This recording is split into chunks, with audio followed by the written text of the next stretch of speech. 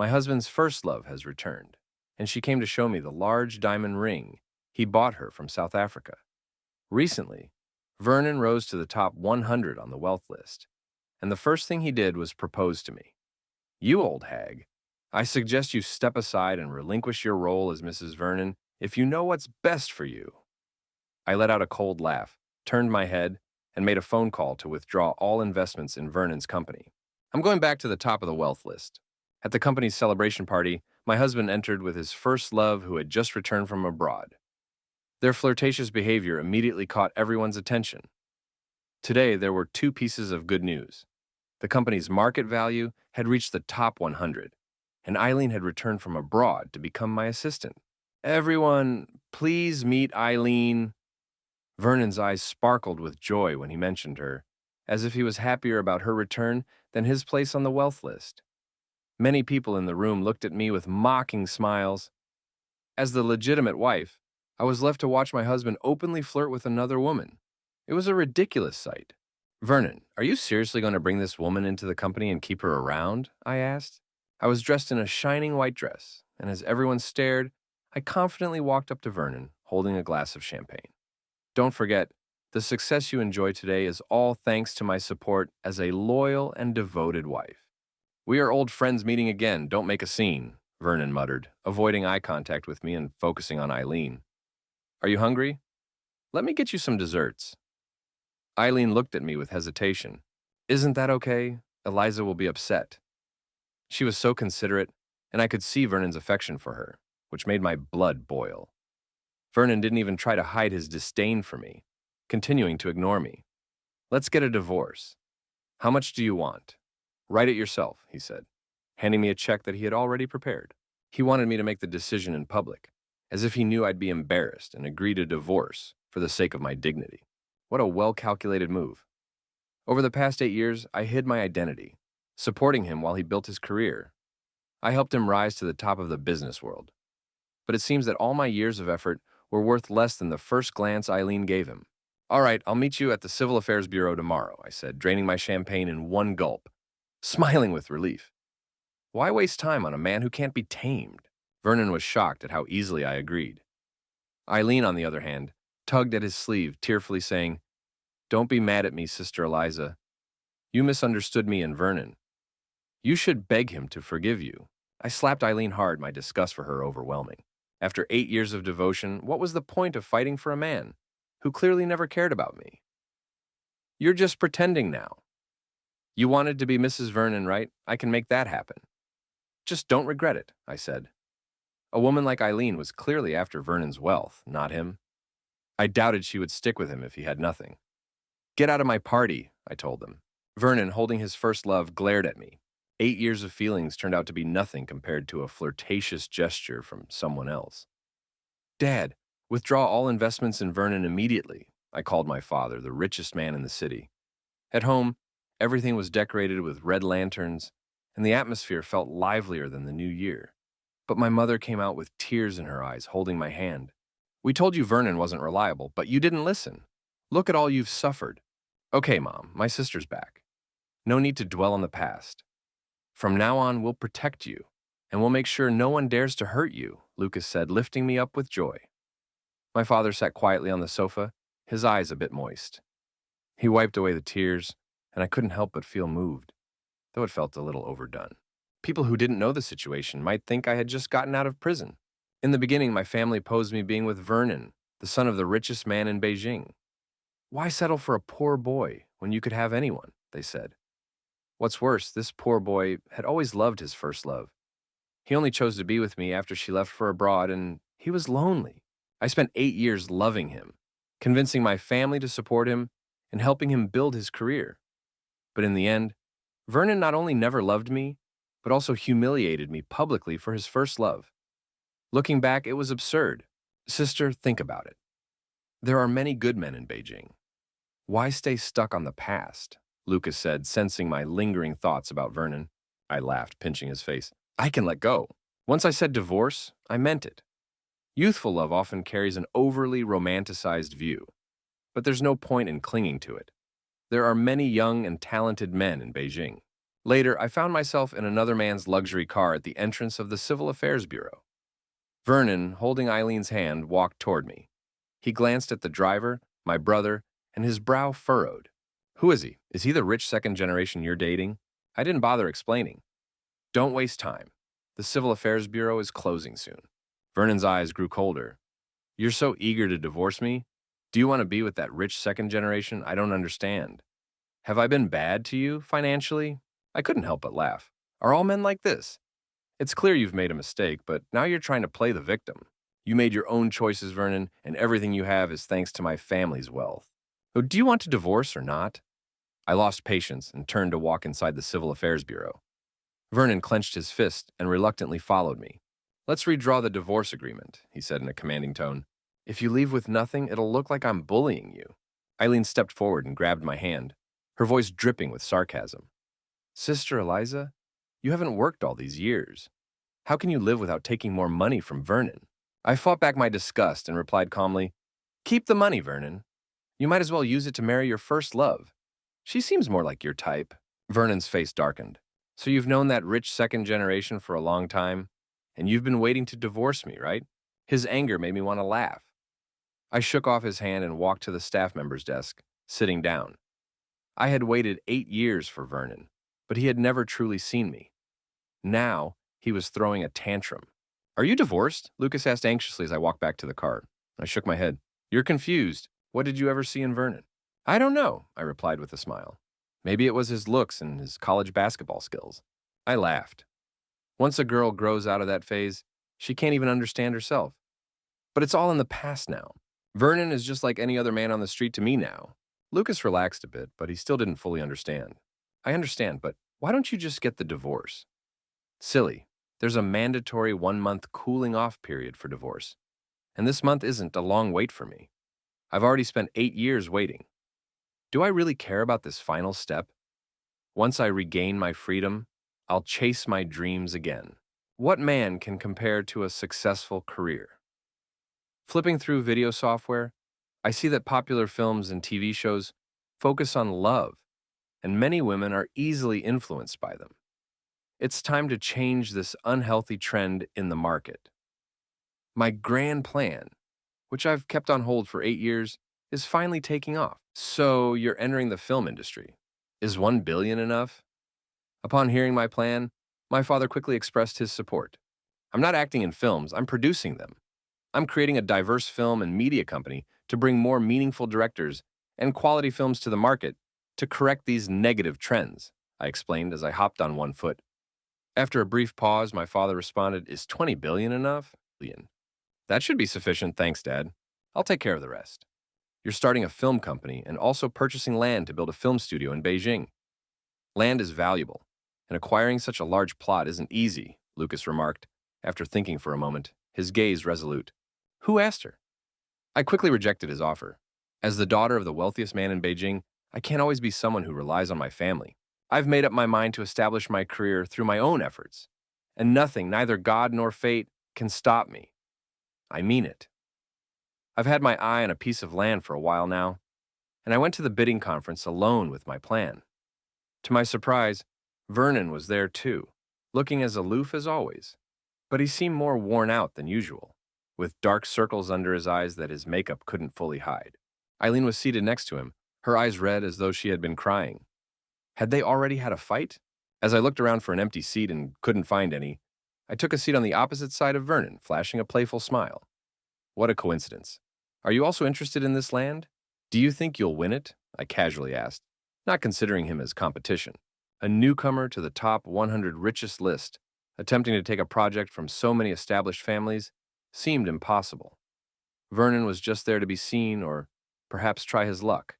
Are you here to help that rich second-generation man? He asked, clearly surprised by my presence. I smirked.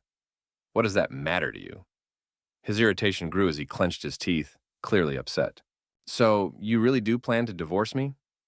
You saw that rich guy is wealthier than me, so you're running to him without hesitation, right? I couldn't help but laugh at Vernon's accusation. You're interesting, Vernon. You were the one holding the hand of that little green tea and publicly asking for a divorce from me. Now that I've agreed, you're blaming me? Don't you have any shame? Vernon couldn't respond, his face reddening. I felt a deep sense of satisfaction in that moment.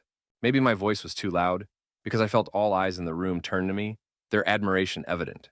It felt like I had gone back in time to 8 years ago, being the center of attention wherever I went. I couldn't quite figure out why I had wanted to marry Vernon back then. Maybe it's just my imagination, but I felt a particularly warm gaze following me. Trusting my instincts, I glanced over and saw a man with smiling eyes that seemed to shine at me, giving me a slight nod. I froze. Could it be him? Before I could process this, Vernon's angry voice interrupted. If that's the case, let's end things for good. Come with me now and take all your things. Eileen is moving in, and I don't want her to be bothered by your stuff. At those words, Eileen's previously sad expression quickly shifted to a triumphant smile as she looked at me behind Vernon's back. So, Eileen had been crying because she had been begging Vernon to cut ties with me, and he had finally agreed. I couldn't care less about the psychology of this adulterous couple. I also felt uncomfortable leaving my things at his place, so I agreed, all right, I'll come with you after the bidding is over. For some reason, Vernon's face became even darker once I agreed. But career was what mattered. I threw myself into the bidding, but unfortunately, I lost the land by a narrow margin to Quentin Avery, the eldest son of Avery Group. He was also the man who had just smiled at me, my former rival from high school. Damn it, I lost to him again. Did your rich boyfriend get disappointed in you because of this bidding loss? Vernon's voice interrupted my thoughts. His gloomy face showed a hint of a smirk as he spoke. Then something even more surprising happened. Quentin Avery actually approached me, threw the bidding documents at me without a word, and said, "Do you also want this land? If you agree to one condition, I'll let you have it." What was going on? Quentin and I had never gotten along for 3 years in high school. We competed for the top grade and class monitor position, with each of us winning and losing in turn. Neither of us was willing to back down, and whenever we met, it was almost as if we were about to fight. I was on alert, unsure of his intentions. Logically, it made sense for Quentin to gloat over my loss, and there was no reason for him to just give me such an important piece of land. Something felt off, but he didn't explain anything. Instead, he handed me a business card and said, "Call me when you've made your decision." His tone was soft, and his voice was deep and pleasant, like a musical instrument. I seriously questioned whether he was being sincere or had some ulterior motive. Even after he walked away, I couldn't figure it out. Had he finally been charmed? Before the divorce, Vernon's voice dripped with bitterness. "It seems you never loved me as much as you pretended. You were with me for 8 years just for my money, right?" "I don't care about your money at all," I retorted. I had no interest in engaging with Vernon anymore. "Stop talking nonsense. You can go back directly. I'll drive to your house to pack up my things. Whether I throw them away, sell them, or donate them, I don't want to keep anything that holds your aura." As I was leaving with a large load of things, Vernon saw me struggling and roughly grabbed the items from my hands, helping me to the car, his face dark. I was about to thank him, but he spoke sarcastically. "Now why don't you wait for your new love to help you out? No wealthy family other than mine would ever show respect to someone like you." I was stunned. If I were just a commoner, where would Vernon be today without the backing of my family? With his abilities, at best, he could have been a senior office worker. "Thank you, I can make my own decisions," I replied. "I spent 8 years with you, wasting my youth. That's enough. We're about to get divorced, and instead of parting amicably, you have to insult me on the day we're supposed to finalize things." Vernon's behavior grew even more outrageous. He hesitated to sign the divorce papers and demanded an explanation. "Where am I inferior to your new lover?" I was speechless. "Are you done? Do I need to call someone to make you sign?" Vernon's face went from pale to blotchy with rage, and finally, he angrily signed his name. "Eliza, I hope you won't regret this and come crawling back to me." He threw that threat out without reason and stormed off with Eileen, who also looked upset. "You're not even worth my regret," I thought as I walked away. Recalling Vernon's repulsive actions, the last remnants of affection I held for him shattered completely. I no longer hesitated and picked up the phone, divorce papers in hand. It was time for Vernon to repay everything he owed to the Winthrop family. "Sis, are you going bankrupt before your business even starts?" Lucas asked after hearing that I hadn't secured the land. He immediately decided to call a family meeting, ready to do whatever it took to help me. I felt a bit embarrassed, but my father had seized every opportunity and risen from an ordinary millionaire to the wealthiest man in Beijing.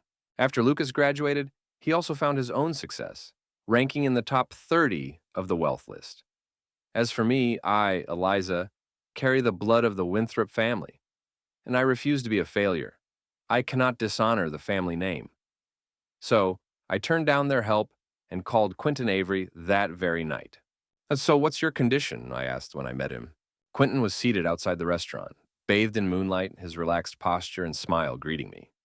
"Don't you want to know what I want?" he asked, rising and moving his chair closer, his ear almost brushing mine. "It's to have dinner with me," he continued. I couldn't believe it. Was it really that simple? Was there any difference between this and a free gift falling from the sky? I couldn't help but suspect Quentin Avery had set a trap for me, hoping I'd fall into it. We had been rivals for 3 years in high school, but even then he never resorted to any underhanded tactics. Even in defeat, he was composed.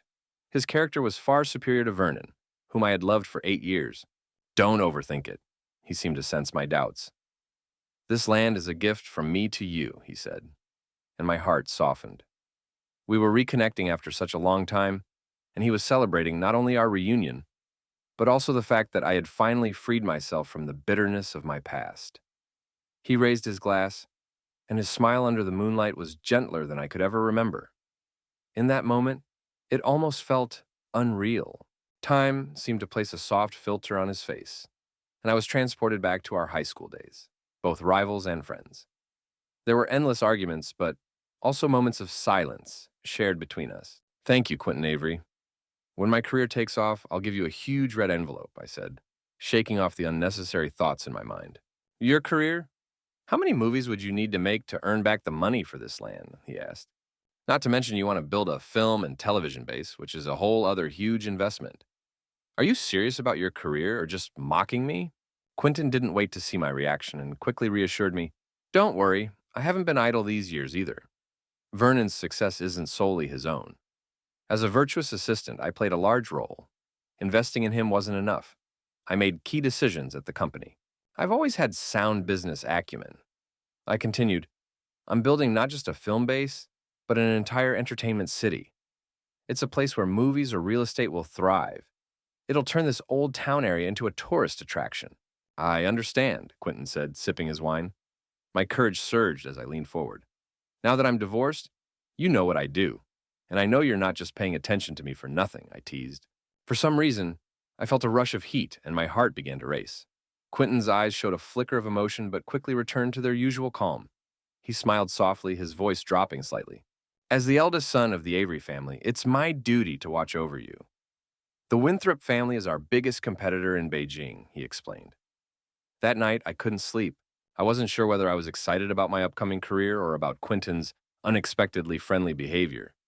But when work picked up, I had little time to worry about anything else. After leaving Vernon, I started improving every day. I invited various directors, worked on film production plans, and personally visited the construction sites of my film and television base. Quentin Avery, as the son of the Avery family, often accompanied me, claiming that his family controlled much of the construction material market in Beijing. Naturally, I'd buy from him. He would use this as an excuse to inspect the materials, but his presence always seemed unnecessary. It was clear to me that he wasn't just there for business. "Now, why do you need to be at the construction site, Quentin?" "You could just send an employee," I thought to myself. But he kept showing up, using his status to keep a close eye on me. I sat back in a lounge chair, basking in the warm spring sun, looking at Quentin.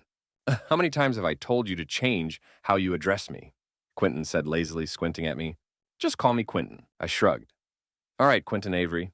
He stretched and reminisced. "Remember when we sat at the same desk in high school? I used to look back at you while I was tired from studying. You were resting your chin on your hand, and the sunlight shone through the window, just like now." His voice lowered, and his gaze became intense. How could I forget those memories? His words and the warmth of the sunlight felt as though they were etched into my mind.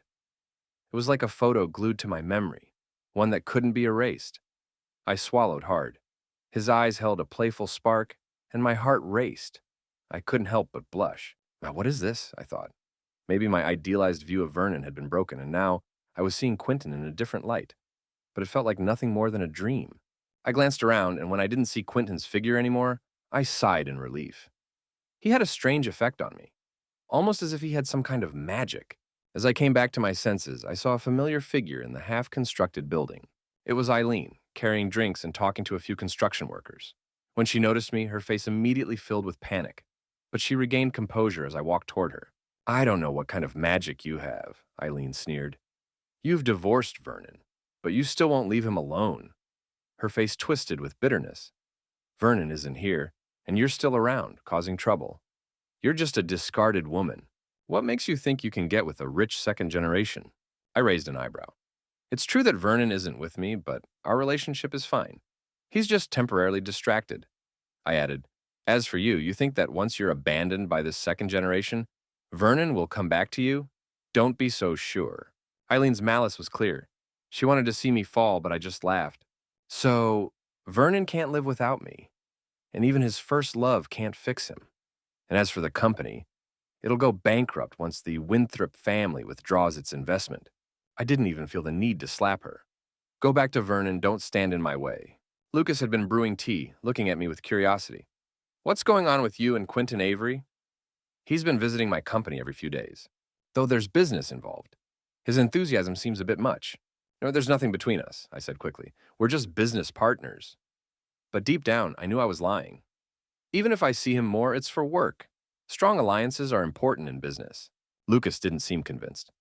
Quentin Avery's family background is secondary. He doesn't flirt or have any scandals. He's trustworthy and honestly much better than Vernon. I jumped up. Don't talk nonsense. Quentin and I are just business partners. My contact with him is purely professional. But as I said this, a part of me wasn't sure what to feel. By the way, Lucas continued sipping his tea, there's something strange going on.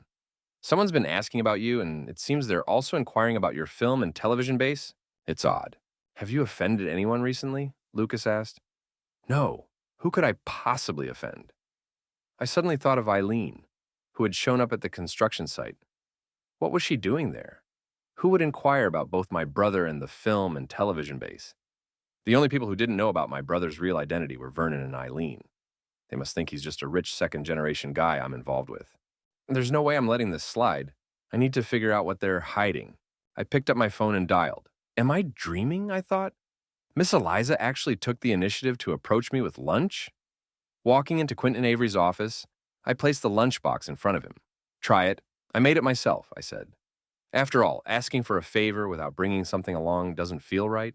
As the young heir of the Avery family, Quentin had everything he needed, so I thought that the food I made myself would show my sincerity. As for the taste, well, it was a gamble. At least I didn't have the courage to try it myself. Quentin hesitated for a moment before picking up a piece of the oddly colored diced chicken. He chewed it slowly, swallowed, and nodded. It's okay, he said blankly. Tell me what you need. Now that I had his attention, I got straight to the point. Is the construction team for the film and television base under your direction? A few days ago, I saw a woman sneaking around and talking with some construction workers in Area A. Can you check it out for me? Without hesitation, Quentin agreed. Okay, but how will you repay me? I'll cook for you for a week and bring the meals to you, I offered. Quentin smiled. All right. I was pleased. Could it be that I was just gifted in cooking? Or was it really that delicious? When Quentin left to meet clients, I secretly grabbed another piece of the diced chicken and nearly gagged from the overnight meal. Quentin had no good intentions. He had me bring food just to watch me squirm. I still hadn't received any updates on his involvement. Then Vernon and Eileen came to my office.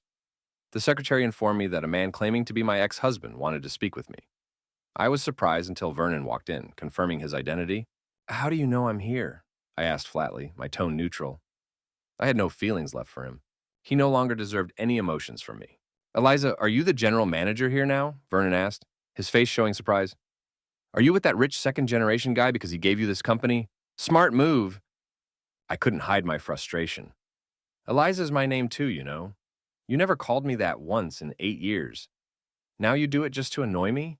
I was losing patience. If you have something to say it. Otherwise, I'll have the security escort you out. I'm too busy to waste time with this show of yours. Vernon seemed unfazed, but Eileen jumped in. Brother Uni, Eliza's sister seems very busy. Let's get to the point. Eileen interrupted, trying to hide her smugness. Sister Eliza, that rich second-generation man you're with is about to face a major setback. Your luxurious lifestyle is about to end. Vernon just signed a huge international deal, and his rank on the rich list is about to go up. Leaving him was the worst decision you ever made. With that, Eileen took Vernon's hand, her voice sweet but cutting. Brother Vernon, Now your depression should be over, right? Sister Eliza is just a joke. We don't need to pay attention to her anymore. Let's just live our lives. I couldn't help but clench my fist. So it was Vernon and Eileen who were secretly investigating my brother and the film and television base. What were they up to? What gave them the confidence to act like this in front of me? Before I could respond, a shocking scene unfolded. Vernon suddenly shook off Eileen's hand and stormed toward me. Eliza, did you hear that? Your rich second-generation man is unreliable. Even if he doesn't go bankrupt, he'll be seriously weakened. You'd be better off with me. I can give you everything he can. Vernon gritted his teeth, his determination evident. My company will let you manage things as well. What's going on? I was completely confused. So, Vernon, this is all to win me back? Yes, Eliza, Vernon said, his expression more serious. There's something big going to happen at the film and television base today. It should have happened already. This whole project might be suspended. Even if that rich second-generation guy is strong, he might not be able to handle such a huge loss. His expression was filled with excitement, almost bordering on madness. Come with me.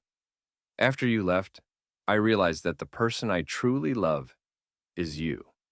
I remember all the good things you've done for me over these 8 years, and I've gotten used to it. I can't live without you. It was insane, absolutely insane. I wanted to punch him and knock some sense into him. How could he waste 8 years of my life and now try to destroy my career with dirty tactics just to win me back? Dream on. I haven't even started yet. Meanwhile, Eileen was sobbing like a wilting flower, kneeling before Vernon. Vernon, what do you mean? You promised me with the diamond ring that you'd love only me in this life. You and Eliza are just pretending. A loud slap echoed as Eileen was knocked to the ground. Her dream of replacing me as Mrs. Vernon and securing her wealth shattered. I had been blind, momentarily captivated by him, but after getting to know him better, I finally saw what he truly was. After scolding Eileen, Vernon turned his attention to me. Eliza, I brought Eileen here to show you how determined I am. You've always been in my heart. I used to think the unattainable was the best, but now I realize— Shut up! I screamed, unable to control myself. Don't you have any shame? I used to love you, but I've made it clear that I don't feel anything for you anymore. Don't think I'm unaware of your intentions. Is your company about to go under? Is trying to win me back all about profit? If Vernon had any true feelings for me, surely I would have sensed them over the past 8 years. Eileen, like some kind of joke, was tossed aside by Vernon, and that gave me a sense of relief, though my disgust for Vernon overshadowed it. My company's doing great, and soon we'll land a big international deal, Vernon said confidently. His words made me frown. Was it really true? Of course it's true, Vernon quickly responded as if trying to prove himself, pulling out the order details to show me. I wasn't so much concerned with the project, but more curious how he could still talk about big deals without the Winthrop family's support. Did he really care about me, or was this all just about business? If you think that landing a big deal or becoming the richest man in Beijing will make me reconsider you, you're wrong. You don't deserve any attention from me, I replied firmly. Seeing the despair in Vernon's eyes only made me smile. No matter how successful you become, your good times are ending. I didn't want to interfere with your life, but now that you've sabotaged my career, you'll face the full wrath of the Winthrop family. I took a deep breath. One last question, Vernon. What exactly have you done to my film and television base? Before he could answer, a familiar voice interrupted, and I looked up to see Quentin Avery walking in confidently, with Lucas right behind him. Without hesitation, Quentin approached Vernon and slapped him hard across the face. Idiot! I can't listen to your nonsense anymore. Do you really think your achievements today are because of your own efforts? It's all thanks to my sister and the Winthrop family. The moment she divorced you, we cut off all funding for you. I didn't act sooner because I was worried she might regret it. But now you have no illusions left about that overseas deal. In 1 minute, you'll be bankrupt. Lucas stood tall after speaking, taking a deep breath before giving Quentin a reassuring pat on the back. It's your turn now. The sudden shift left me stunned, but Quentin Avery seemed to have some kind of power over me. His gaze was so intense that I found myself strangely reassured. On the day you brought me lunch, I discovered that Vernon had paid a large sum to the construction crew to stage an accident, trying to halt the project. The reason I didn't tell you right away and allowed them to continue is because I wanted you to see his true nature. Quentin's gaze softened. You wouldn't accept me because you couldn't let go of him. but why would you waste your love on such a scumbag? I stood frozen for a moment. So Quentin had already solved the crisis for me. Do you think that doing all this will make me fall for you? I asked, exasperated. What a fool you are. I don't need you to do anything for me. I'll figure things out on my own. I just need to see the truth for myself. I didn't know whether to laugh or cry. In the end, Vernon was the one crying. He finally realized that everything he had done was a farce. Now, he understood that I was the daughter of the Winthrop family, the wealthiest family in Beijing. Whether or not he ever had feelings for me didn't matter anymore. He'd never get another chance. The most satisfying part was knowing that from this moment on, he would regret passing up the chance to marry into the richest family. I kicked him away when he knelt and begged me, then had security throw him and Eileen out. Walking through the nearly finished film and television base with Quentin Avery by my side, I couldn't help but tease him. So, Quentin, you've been secretly watching me all these years, haven't you? Quentin quickly shook his head. No, not exactly. I saw you 3 times in high school.